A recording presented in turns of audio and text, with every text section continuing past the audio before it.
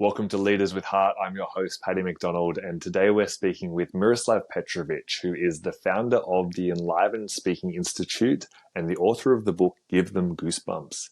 Now, Miroslav's an expert in the space of public speaking, and we speak a lot about how everything can be a stage. So this is not just for people who are looking to get on stage, but also for those who want to find ways to bring their voice to areas of leadership or in their personal lives as well. And we also cover the difference between selling and enrolling people in a vision of what we're excited to bring into the world as well, which I feel is such an important distinction.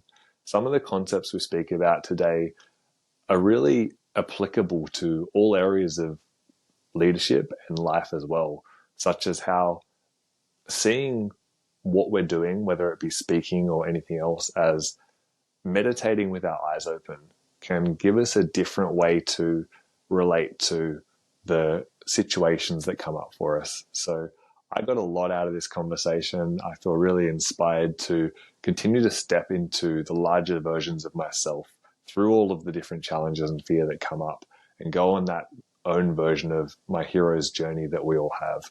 So enjoy the conversation, and as always, reach out to either of us if you'd love to continue it. Take care. Welcome to the podcast today. I'm here with Miroslav Petrovic, the founder of the Enlivened Speaking Institute, and Miroslav helps people unleash their magic from stage through speaking and training programs around the world. And what I love about Miroslav from when I've experienced his magic in crossing paths with him in different communities is how he's really bridging these worlds of really transmitting who we are as a person and finding ways to help people bring that out into the world. So some speakers that I've seen have focused more on the techniques. And what I love about Miroslav is how there's a real focus on that core essence there. And I noticed that in your book that you wrote, Give Them Goosebumps, which just in the title alone really showed me how much this concept's coming through. And so I'm excited to dive into that and to see what other gems there are in what you do that we can share with the listeners today. Yeah, thanks for being here, brother. Oh, glad to be here, Paddy. So tell me, how did you get into speaking to start with? Very briefly, being very, very mute for a long time. Not diagnosed mute, but I used to speak very, very little. I came to Australia as a refugee when I was young. Can't tell you specifically what happened, but I used to stutter when I was younger. I probably stuttered all the way up until I don't know, maybe early 20s. I first started getting out of it. And I think being quiet for such a long time just helped me discover things that most people are missing when it comes to communication. And then when I started speaking, I just started articulating the things that I've been seeing, which seemed invisible to most people, but we're still at the effect of it, just like we are the wind. Yeah, amazing. And so I'd love to hear a bit more about that. What kind of things were you able to notice? If you could describe them in terms of the way that you experienced them. Yeah, it's nice. Well, what I noticed and still notice is essentially where people hold back their expression. And sometimes the way I describe it is it's like you'll see someone speaking, but it kind of feels like there's a hand around their throat. There's not an actual hand there. But just inviting people to create space with the emotional, physical, spiritual space around them allows their voice to open up and flow more. And there's really obvious ways of this. When people first get on stage, usually their body's just in a complete freeze. They're in their head freaking out about what's going to happen. And you actually see that the body's frozen. So I just find myself inviting them to create a bit of space with their body. And as they do, it starts moving out of the nervous system, a lot of this stuff that's been stuck in there. Amazing. So a very holistic approach to the whole body being involved. Yeah. Well, the body is just it's just a metaphor for the mind. It's a mirror of the mind. It's like what's happening in the body is just what the mind isn't expressing to us. Yeah, incredible. Well, I'm sure we're going to dive into that even deeper. I'd love to hear more about your story and how you came into this world of sharing this. And so you mentioned that you came here as a refugee at a young age, and that affected your own way of showing up as a child, and especially in communication. What do you remember of that time? Coming here? Yeah. Very little. I remember waking up one morning and my mother was crying, and she was crying because my dad had been called into into serve. Like, you know, you have army drills, then you get called in to actually go serve. So I remember that distinctively. And then there's a few other memories in there. Like, I remember first we were refugees in Serbia. So the war was in Bosnia. We used to live in Bosnia. We were refugees in Serbia, and then we managed to get a refugee visa to come to Australia. And I remember being bullied when I got here because I couldn't speak the language. I remember not wanting people to feel sympathy for me, but not knowing how to communicate that. There's one very clear memory for me where I'm like, I don't even remember what happened, but I remember in primary school, I was very young, and I'm kind of walking as fast as I can to the back of the oval with tears. Like, my eyes were swollen with tears, but I didn't want to let them come out because I didn't want people to know, and I didn't want that kind of attention. So I was trying to get to the back of the oval, and there's this little hill at the back of the oval where like, it was fairly private. No one used to hang out there. And I was just trying to get there as quickly as I could, just so I could let the tears and the emotions flow through me. And I think that dance of, you know, allowing that to come up and out and be comfortable with it has been kind of a lifelong journey. And what I often find myself saying as well is sometimes with these stories, it's like, yes, I had a hard time and now it's easy. And I'm like, in English, like, largely is like, I can speak English. I don't stutter anymore unless I'm in some very high kind of stress situation. That's very rare. Whereas when I speak Serbian, the stuttering still happens. So I'm like, whatever that impulse was of the stuttering, it seems to be at that early age, you know, before I came to Australia. Yeah, wow. Okay. Interesting. And that's fascinating to me, the fact that that's like remaining in the Serbian. Has it been, what's your experience been of overcoming that stuttering? Has it been more at the level of language, or has it been more at the like somatic or subconscious level beneath that? It's both. So it's fascinating to me.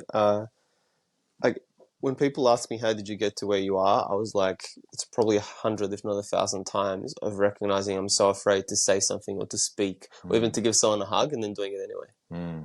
And like, for me, the mastering of stage and the mastering of life is really the mastering of fear. Can I keep devouring my fear when it shows up as opposed to running from it? And then it was fascinating that I hadn't been back to Serbia in about 10 years, and I went back 2 years ago. And the moment I was standing in the queue with other Serbian people, I think I flew through Portugal or something, and these other Serbian people were around me and they started speaking, my whole body froze up. It's like my throat's constricted, my mind started racing around how I'm going to be judged, blah, blah, blah. And I was like, this is crazy. I've spoken on stages in front of hundreds of people. Yeah. These people in the queue next to me, they have no relationship to my life. They're random strangers. And whatever's happening unconsciously here, my whole body's responding and I can't do anything about it. Like, all I can do is just let it close up and keep breathing right now. As we got into the plane, it was even more intense, you know. I remember I asked the woman next to me something and she was like, I can't hear you, can you speak up? And I was like, well, I did not realize that my voice has gone so soft. And then the stewardess came along and she asked me something as well, and my voice was so soft she had to ask me to repeat myself. Wow. And I'm like, I've just gone back into whatever this impulse was when it first happened. And it was just experiencing it like, yes, there's presence here, but it can't compete with the intensity of the sensations. It was like my heartbeat was really up and all that kind of stuff.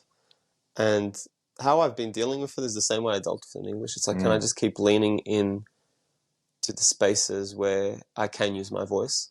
So I did an offering for a group over there, and I came back afterwards and my partner was like, how was it? I was like, it was horrible, but I can't wait to do it again. Yeah. It was like meeting all that, you know, fear and rejection and everything else that comes up when we stand in front of a group of people, and seeing like it wasn't perfect, but I'm reclaiming the parts of myself that were stuck in that experience for doing it. Beautiful. Yeah. How beautiful as well you get to go back to that beginner's mindset as Exactly. well. Having these two parallel journeys. So that's really, really fascinating. And so you came over here and then you've grown through that over the course of your lifetime. Like, what was your journey like in your early adulthood as you started to, you know, bring this growth journey into your own professional path? I think it was step by step. So like, originally for me it started with meditation, and then when I started meditating I was like, how do I experience this kind of connection without having my eyes closed? And what quickly showed up was you have to start teaching. So it's like, all right, I have to get into multiple eyeballs all at the same time. And usually in social situations, if there was more than 2 or 3 people, I wouldn't be talking. So, and that just kind of led from one thing to another. I started with teaching meditation, running workshops, running bigger events, building like a team of 50 people, which me and the person I was running it with enrolled everyone into the vision to run the event. And then I had 200 or 300 people at the event. It was just kind of like, as I kept saying to life, yes to life, it just kept giving me bigger opportunities. And it wasn't easy. Like, I use the word enroll because as speakers or leaders, as you're well aware of, it's like sometimes people have an aversion to the word sales. And I was like, if you're in leadership, you're selling people into the vision all the time. We just have a different word for it, which is enrollment. And if you're not good at enrolling people, you're going to have a messy team. And I think that taught me something very early on. It's like, if I'm making a stand for something, can I enroll people into that vision? Yeah, that makes sense. So tell me more about that process of enrollment then for you and what that's looked like. And I guess some of the key lessons along the way for you in terms of enrolling people into your vision, or no doubt that also does translate into a sales context as well. What part do you want me to speak to? So yeah, I'd love you to speak to, in that sounded like a big jump from starting to put your gifts out there to then all of a sudden having a team of 50 running an event. Like, what did that jump look like to, or to be choosing to deliver something of that scale so quickly? So at the first bit is, I don't know if it was a choice. Like, I remember I was still teaching meditation at the time, and I was teaching other things as well. But I remember teaching meditation. I had some students over, and I went to guide the class, and it was just so loud inside me, like, you have to do this event. And this particular event was a drug and alcohol-free cacao. You know when you what cacao was 10, 15 years ago? Cacao party for New Year's Eve. So it was like an alternative to the messiness of New Year's Eve. And it was coming up so loud, I couldn't meditate. I was like, you just have to do this. And I ended up leaving my job to follow this crazy idea of running this event. Never really having done anything that size before. Like, I had people ask me, hey, can I come and apprentice you on how to do events management? I was like, I never studied how to do events management. I was meditating, this was the message, and I was like, all right, after hearing that message a lot of times and not being able to meditate anymore, I was like, all right, I'll go with it. And it sounds like a jump, but it was also just step by step. Like, the first conversation I remember having was with Paris, who I did the event with at the time. And it was just like the enrollment of, hey, I've been feeling this and seeing this vision. Would you like to do this together? And she was like, oh my God, this is exciting. Let's do it. And then it was like, cool, who else do we know that might want to be a part of this? Let's call them. That could have been like, I don't know, 5 or 10 people in that first room. And then we shared our vision with them, and most of them at that stage came along with the journey. And then, the event grew. As we did it more times, it grew. People saw it. They were like, hey, I want to be a part of this. So it's like, it's built on its own momentum as well. So what I'm hearing there is like clarity around what the vision was to you, building enough excitement around that so that it was going to be engaging to someone else, and then the communication skills to actually deliver that so that could be fully transmitted from your mind into someone else's mind. Yeah, completely. And I think the courage as well. Like, not that I consider it that way as such now, but if someone asks me, like, how do I do this? It's just like, have courage to make the first step. Have the courage to have the conversation with the person you need to. And then from there, consider what's the next conversation that needs to happen. Yeah, incredible. Great. And so from there, so you built this, you ran this event, and then did it just naturally unfold from there towards more events, more speaking, or like where did speaking really like start to come in for you? So when we were doing those events, this was a lot. It was a lot of work organizing an event for 200 or 300 people. And I remember there was one moment after we'd done a few of these events, I was like, I don't enjoy this. Like, I don't enjoy the management. I don't enjoy the management on the night, like at the event itself, all the stuff leading up to it. I don't enjoy the marketing, blah, blah, blah, blah. I was like, the only bit I really enjoy is introducing people to the event and dropping everyone in as we begin. I'm like, I think I did this whole event on one level just to connect to the fact that I need to be speaking in front of more people. And when I kind of withdrew the essence of it, it was hard, but I was like, I need to let go of this event and everything we've built, because that's not where my heart is anymore. And then it was quite a long road between there to making speaking a successful ongoing business. It was like very touch and go. There was moments of making thousands of dollars in a day, and then there was months and months of not making a single dollar, and really learning like, can I keep holding this vision even though it's really hard right now? So the vision was fairly clear at that early stage, or just you had a thread of it maybe, and then it evolved. I had a taste of it. I was like, it's definitely going to be with speaking. It's not going to look the way it's looked for a lot of other people on the stage. Yeah. Like, I knew I didn't want to be a cookie cutter speaker. I've learned my talk now. I'm just going to go give it. It was very much rooted in aliveness for me. And the tricky thing is, no one could teach me how to do that on the stage. It's like the path I was forging for me felt very much like my own path. It's like, okay, I have to keep getting up on stages, and I have to keep listening to where this thing wants to unravel and unfold. Yeah. You can see where the courage would come in there of not having that map, so to speak. Like, it's just keep going through the jungle and just keep chopping away at that machete in one step at a time.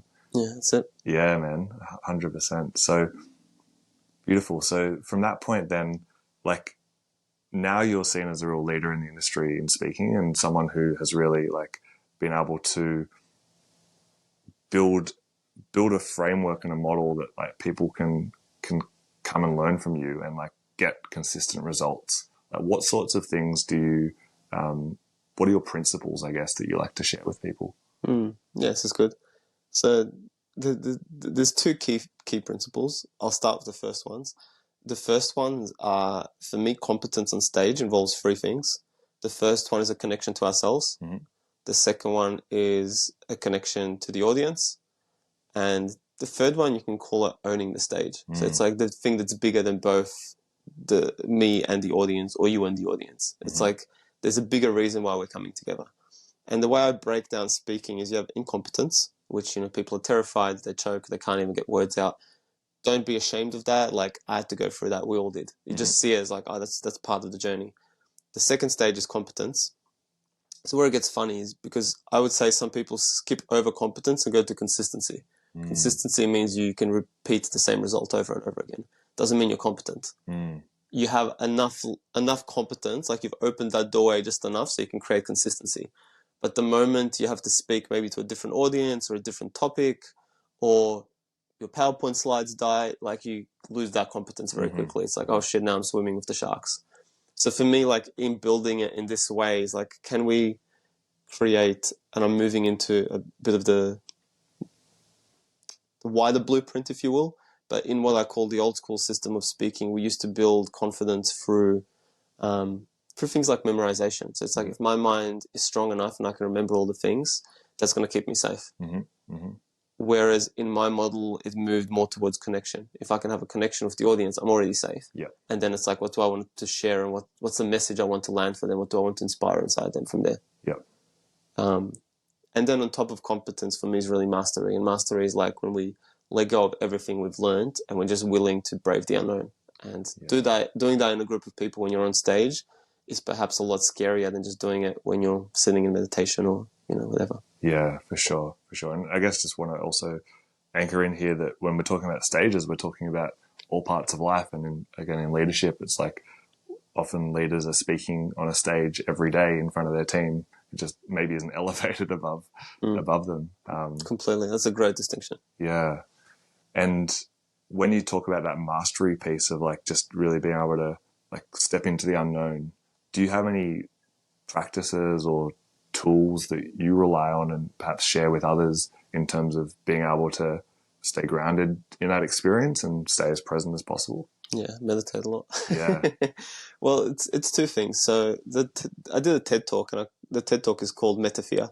Okay. And I don't know why I called it Metaphere. I should have called it How to Live Your Desire. But anyway, I called it Metaphere because the tools, the skill set of it is, how do you go beyond fear? Like meta being like, metaphysics is above physics.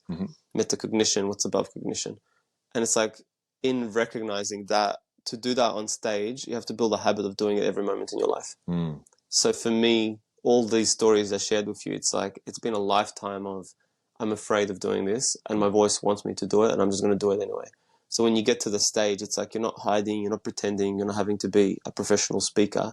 You're just being the same person you've always been. But on stage, life is usually going to call for more from you. Like, it's going to bring forth even more that's been hidden or unexpressed because the stage demands that. It's like it wants that message to move through you.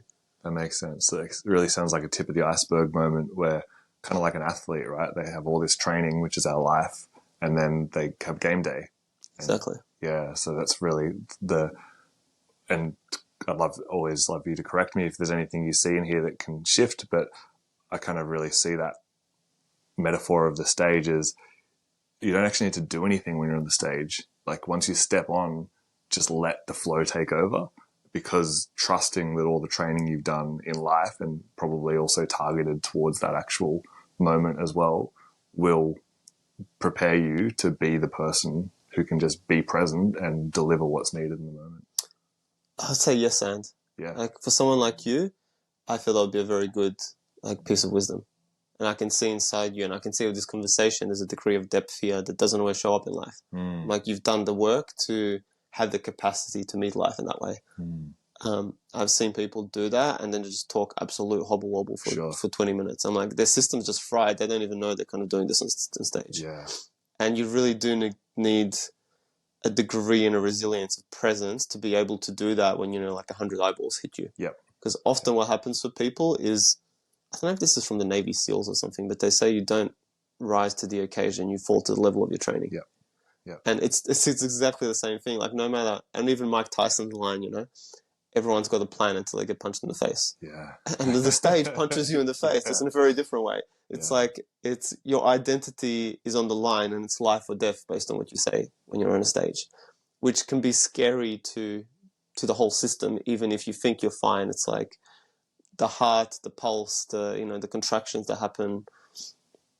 It's showing you where you're actually at and what's really happening, as opposed to maybe where we want to be in. There's something you said before, which I think relates well to this. For me, a stage is a place of power. And anytime we call a meeting, like in us deciding to do this podcast, this isn't a coffee date. It's like because we've put the sword in the ground, we've put the torch in the ground, so like, hey, let's do this. There's a force that comes around that, just like when your partner says to you, like, hey, we need to talk. There's a force that comes around that, And the stage for me is similar. Like this is a stage. And when you call more people, it's probably going to gather more of that potential energy, more attention. So things can happen when we're calling forth that moment of power that don't happen in everyday life. Yep. And that's really where the magic is. And it takes, like what we mentioned before, the continual refining of, what's true and alive inside us to meet those moments of the absolute fullness of who we are. Yeah, that makes sense. What would you say for people who want to expand their stage? And like, I noticed for myself for a while I was running all these events, and of different natures as well, many different types of events. And I was consistently getting between 30 and 40 people come. And then there'd be an event come up like, oh, cool, this one is going to be bigger. I can just tell it's going to be bigger. And then something would happen and it would come back down to that 30 to 40 person mark. And I'd be like, okay, interesting. Like seems to be what life is telling me I'm able to hold right now. And there's something blocking that next step of growth, if that's even required, that is bigger than this specific event because it's happening across event types.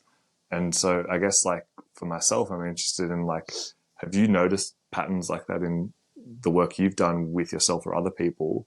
And if so, how can people expand the audience that they're ready to hold and then actually call that in? What I would say is probably look at what this shadow audience is. The shadow audience is like the thing we run from in our audience. So for some people it's numbers. For other people they're like, I don't care if it's 200 or 500 people. I feel the same about it. As long as they're not lawyers or as long as they're not doctors. Sure. So I think exploring what the shadow audience is probably going to help you open up to being able to hold more. And if you want, let's just go there now. Like, what do you feel is the thing that you're afraid of meeting in your audience? It feels like a separate piece, but what I've noticed is a resistance to sharing on, say, LinkedIn compared to Instagram. And I've noticed a fear of sharing my message with the corporate world, which is really where I feel like my mission is as well. Great. And but I feel, I guess, higher stakes there. And so there's a fear that if I share myself with this audience and I fuck it up, that there's more to lose. And there's more to gain too. Yeah, for sure, for sure. And so, yeah, I'm stepping back into that, but I'm definitely noticing a much greater level of resistance in sharing than I did in the previous chapters as well. It's beautiful, man. I'd feel like more power coming up in my back body just as you're speaking about this. Like what you're stepping into is, more of you. Yeah, thanks, man. Thank you. So, yeah, and I guess what I'm hearing from your message so far as well is like, just keep going. Like, it's courage. Keep that step one after the other. Yeah. Because I mean, for me, like, and this is where I think some of our work and ideas might align as well. The bigger thing is it's not really about the speaking and it's not really about the business. And I keep inviting like students and clients and teams I work with to remember that it's a rite of passage. It's an initiation. And if your soul or your goal, or your mission, your whatever you want to call that deeper part of you that's expressing itself, if it needs to get on those stages and share that message, it's like move towards that, because that's where your growth as a man is going to be, as whatever like you want to think of yourself, as a man, as a woman, as a spiritual being, as a leader.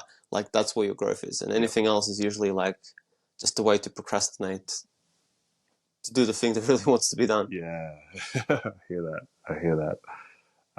Do you feel like this is something that everyone needs in their life, like this ability to be on a stage regardless of the type of stage, or are there certain types of people that like it's just not aligned for? Yeah, it's good. I don't know if everyone's ready for it. I think for everyone that's ready for it, they do need it. But some people just want to live a normal life, and I think that's okay. What I'm really inspiring in people is greatness. And one thing I've found in my life is I have to be willing to carry that greatness. I can't have someone push me into carrying the greatness in my life. And greatness, like also when I use that word, I don't know what we think of, like the gladiator or something. For me, having deeper connections with my friends and family is greatness. Like, can I be fully present and fully alive of these moments we're having and not take them for granted? Because they are going to be gone, sooner or later. And that really asks a lot of us as people to keep burning away the identity of who we were yesterday, to step into who we are and what's possible today. And it continually means re-enrolling people into both who we are and what's possible for us. I was speaking on stage just a couple of days ago here in Melbourne, and my brother's visiting from Mexico, and I was introducing him to stage, and I shared it with them. Like I also teach a bit about sales and enrollment. I run programs in that space. So I'd shared with them, some of my ethos and connection to sales and enrollment. And then as I was introducing my brother, I was like, actually, you know what, guys? The biggest sale I've ever done, which I've never really appreciated in my life, or the biggest enrollment I've ever done, is the first sales training I went to. I sold my brother into it. Yeah. And he was a very well performing PT at the time. He had more clients than he had time for. He was like, bro, I can sell. Like, I don't need this.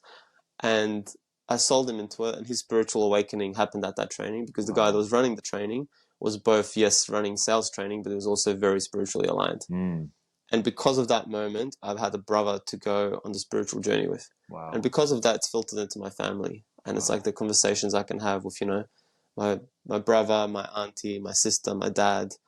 And that wouldn't have happened without that first moment of me being like, I could have just said like, okay, sales, I shouldn't do this. Yep.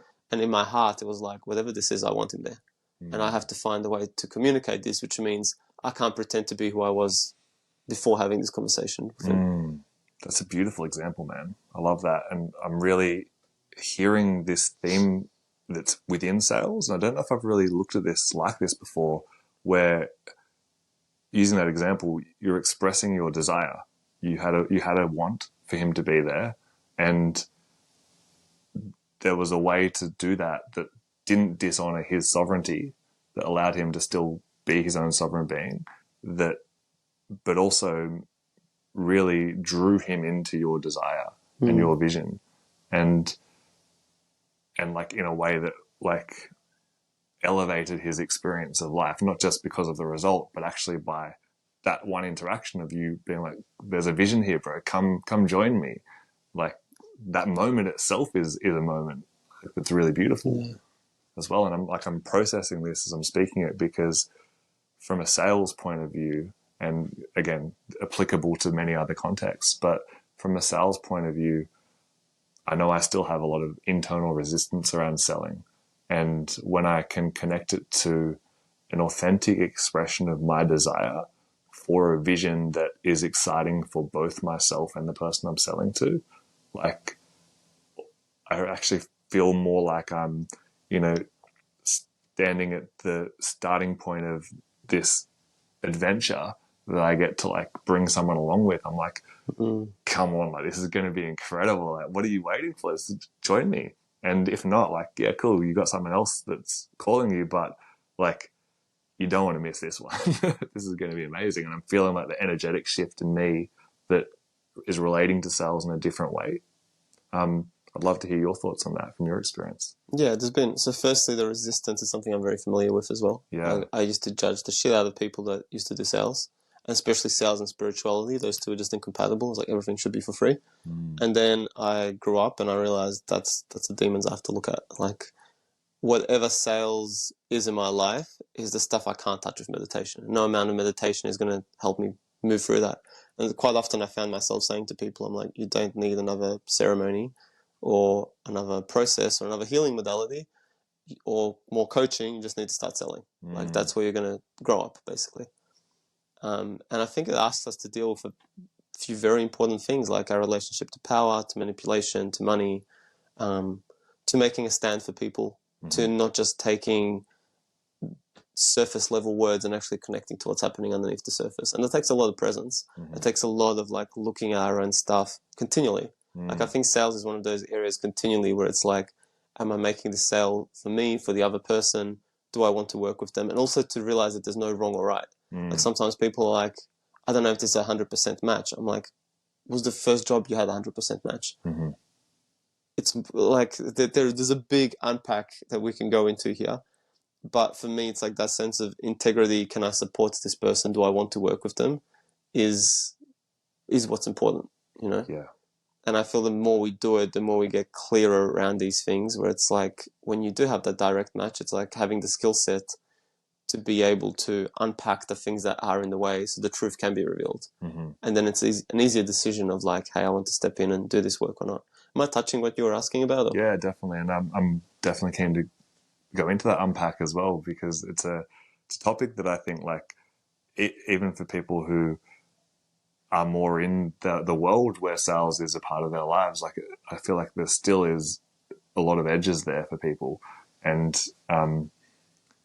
even hearing that, I'm like, yeah, I agree with it. And I've also had experiences in my life, which again is my own stuff to process, but where I've felt like my boundaries have been overstepped by salespeople, and where the language has been very much around helping me find my truth and all of this stuff. And it's felt like there's been an element of support, there's been an element of truth, and there's also, it felt like, been an element of being manipulated a little bit.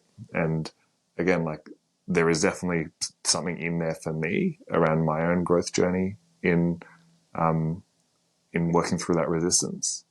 But I also, like, don't want to completely throw it out without like making sure I'm fully aligned with my integrity in that as well. So that's why I'm like really interested in your thoughts on this, man, because I can see that you've really journeyed with this concept yourself quite deeply and have really like treated it like your own rites of passage into becoming more of a man as well, which I really respect.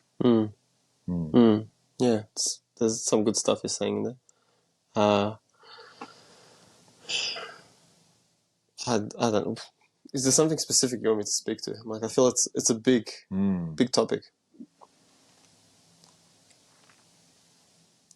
How do you, when in a sales conversation, maintain the integrity of honoring the other person's needs and truth?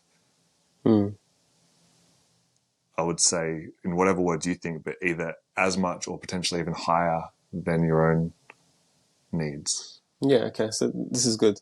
So when I have a 3 or 4 day sales training I run, And there's two things that always happen for people inside. At one point of the training, they're like, "Oh my God, this is just a conversation." I'm like, "Thank fucking God, yes, it's just a conversation." And they're like, "Miroslav, what you're teaching is consent-based sales." I'm like, "Yes."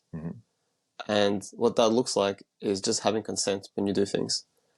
So I don't know. Sometimes in sales conversations, people will be like, they'll be saying one thing, but you feel like a different thing underneath the surface. And I'll just ask them, I'm like, "Hey, can I just be straight with you? Like, what you're saying is this, but before you said this doesn't add up. Can you let me know what's going on in there?" Or sometimes, can I just let you know what I feel? And it's like we just cut to the chase without having to go through this long, drawn out objection handling process and blah, blah, blah. It's just like, can we touch the thing that's actually hiding underneath the surface? And there's one sales conversation. I've had some amazing sales conversations. And sometimes the most amazing sales conversations I've had are with people that already know sales and business. Because you can't just do the thing that every sales training teaches you to do, because they've been to those sales trainings as well. It's like, and I remember with this one guy, before we jumped on the phone, we were just messaging at that stage, and I was like, "Look, I don't know if I can support you, but if I can, I will. And I also want you to know that if I can't support you, basically the first context was, let's just jump on a call." When we jumped on the call, I said to him, I'm like, "Look, if I can support you within this conversation, and if there's something I can do that's going to help you take the next step, which I can just offer you in this conversation, I will. And also, if I feel that what you need is for me to offer you something that's going to be more intensive and it's going to be some kind of service exchange, I'm going to do that because that's going to feel the right way to serve you. How does that feel?" He's like, "Yeah, it feels good." And the first half an hour of the conversation, I was just getting to know where he's at, what his problems are. And I'm here as well tracking what's the best way for me to support him. And when we hit the thing, I was like, "Oh, that's it. And for me to support you with that, this isn't going to happen overnight." And then it was just another consent-based question of like, "This is probably the reason why we're talking, and I can support you with this." And he was like, "Yeah, I can feel that." I'm like, "What that's going to look like is more of a sales conversation. Are we okay? Are you okay if we transition and talk about what working together will look like?" Yeah, beautiful, man. Beautiful. And I'm really hearing the presence in that of like the uniqueness of each conversation. Like there's some principles here that can be applied, but every conversation, even every moment in every conversation, is going to require a different balance of where that's at. Yeah, completely. Yeah, beautiful, man. I mean, it's meditating with eyes open, really. Yeah, it's a great way to put it. It's a great way to put it.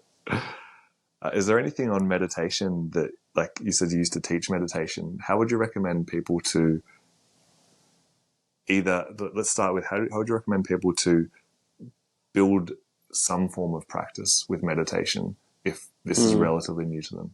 Yeah, so I've gone back to teaching meditation as well, and I do it in a very exclusive way now because I know the kind of people I want to be meditating with. But I've just found it's an invaluable skill set that touches everything else in my life. So to answer your question, recognize the meditation's like food. Sometimes people say, I tried it and I don't like it." I'm like, "Did you find food you liked?" They're like, "Yeah." I'm like, "You'll find meditation you like." Don't buy into this bullshit that meditation is not for me or I can't do it. That's like ignorant at best. And when you start looking down that, you're going to find one kind of food that touches you and you're like, "Whoa, this really works for me." And you can take this in two streams. You have seated meditation, and then you have any other kind of meditation, like, I don't know, drawing, laughing, running, boxing, whatever your meditation can be. Like, if you need to, find an active meditation to start with. But I would probably say that there is a version of seated meditation for everyone. And my particularly favorite tradition is traditional tantra, which is more meditation techniques than you can count. And some of them aren't like a direct hit for me, and I'm like, "Oh, I love this." But some of them, the world just disappears when I'm in there. You can say disappears. My usual way of interpreting the world disappears, and the world actually opens. That's probably a better articulation of it. But yeah, main thing is, if you haven't found something you've liked, explore other things. And if the things that have worked for you in the past aren't working, one of my favorite teachers said, like, meditate for the love of it. So find the meditations that you love and that make you come alive and practice those ones. Yeah, amazing. And that next step then of meditating with eyes open and like really bringing this into everyday life as well, can that be a bit of a transition, I guess, to like bring it out from the seat into the world? Like, what's been your experience of that, or do you have any tips on how people can navigate that? It's an interesting little link there. So I remember the first sale I made, which was like, I don't know, maybe $1,000 or something. It was like the first real sale. I had no sales training at the time. And I remember going to meet with this woman for a coffee, and she was interested in doing some coaching work with me. And all I kept doing was my meditation practice, open-eyed. So I noticed my mind kept running into the money. Is she going to say yes? Is she going to say no? And I was like, that moment is not happening right now. This moment is happening right now. And if I'm thinking about that moment, I'm not being present with her. So I just kept coming back to what she was saying, what I was feeling, what was happening in the moment as much as possible. And then when that moment came, it was scary, but that was the time for that moment. So, and everything I needed in that first sales conversation just showed up for me in the meditation. I'm like, if I stayed present with her, the next thing to say came up. And sometimes it was like long, awkward moments of silence. I was like, I'm just going to have to wait until the words show up. But it was magical to watch it and being like, oh, this is the life that we practice for with meditation. It's like to meet life more fully. Beautiful, man. Yeah, my personal experience is that people can really feel that difference too, right? Of like, even if there is that awkward silence, it's like, okay, cool. This is life. This is real. This person's being real. They're not trying to like give me some script. They're actually just being a human right now. And then the next moment where something is said, great, cool. I can trust this a little bit more because it's real. Yeah, it's beautiful, man. Yeah, I love that. Really like the way you articulate. Thanks, bro. Appreciate that. So to bring this home, man, I'd love to know about the vision you're creating now, and like if there's any way that you're looking to enroll people into this vision of like what you're creating in the world. And I'm sure there's ways that you're doing this more directly with people that are around you. But what I'd love to hear first is your vision, for the world and what you're looking to move into. Okay. So my vision for the world is people really just living in a way that's true and aligned for them, expressing the things they need to say, having the relationships they want to have, actually following their desires. And I feel there's a lot of collective suppression of that, and a lot of it's unconscious. Like we just go with the flow of what's happening because it's happening, without actually like saying like, hey, stop, I want to have a different relationship with you. And I think like in our families and our workplaces, this is probably the two most common spaces this happens in. And the courage and the fire it takes to say, like, this is actually the life I want to live. And it's not coming from a place of feeling like inadequate with what's happening. It's coming from a place of this is like the truest, most alive service I can offer the world, is to live a life that expresses all the desires that have been inside me and burns away that ones that weren't mine and that were just maybe landed here from somewhere else. It's like, cool, this isn't relevant. And the following of life in that way, for me, it's like, I realized most of the stuff, we have this saying that, parents trying to live life through their children. It's like their desires that aren't lived, they tend to push out through their children, sometimes consciously, sometimes unconsciously. And there was two prayers inside of that for me. Like, may our children have the courage to express and live the lives that we don't. And may we have the courage to not pass anything on to our children. Like, may we live life so fucking fully that nothing gets passed on to our children and they can choose the life they want to live, and we have nothing but blessings and prayers to offer them, and to consider what a world like that looks like. Beautiful, man. I can see why your book is called Give Them Goosebumps. I definitely can feel that then. Yeah, like, wow, that is profound, the level of breaking the chain of intergenerational trauma. Oh, you're giving me goosebumps. Wow. Yeah, man, that's beautiful. And so what are the next steps of that? Like, what are you bringing into the world over the next, let's say, year or so? Yeah, so up until June, I have a few trainings in Australia. I have Fully Alive, which is a 3-day speaker training. I have Mastery, which is really like where I teach people everything I've learned around communication and following the path. Everything from like, breaking these smaller chains to getting on stages and selling your offering and building a business around this stuff, if that's what you want to do. And then I also do a sales training, mostly because I find a lot of people want to follow their desires. And for me, sales is just, how do we have conversations that support both of us? Yeah. How do I understand fully where you are and where you're going, and understand if I can support you or not, and vice versa. So that's the main offerings I'm doing at the moment. I feel a bit of a shift coming towards the end of this year, but I'm getting married in April, so I'm not putting things in the ground until after I'm married, and then standing on that periphery, finishing those few trainings and deciding where it's going to go to next. But I think it's going to look more like leadership. Yeah. Incredible. Exciting times, man. Yeah. Is there anything else you want to share or anything you want to...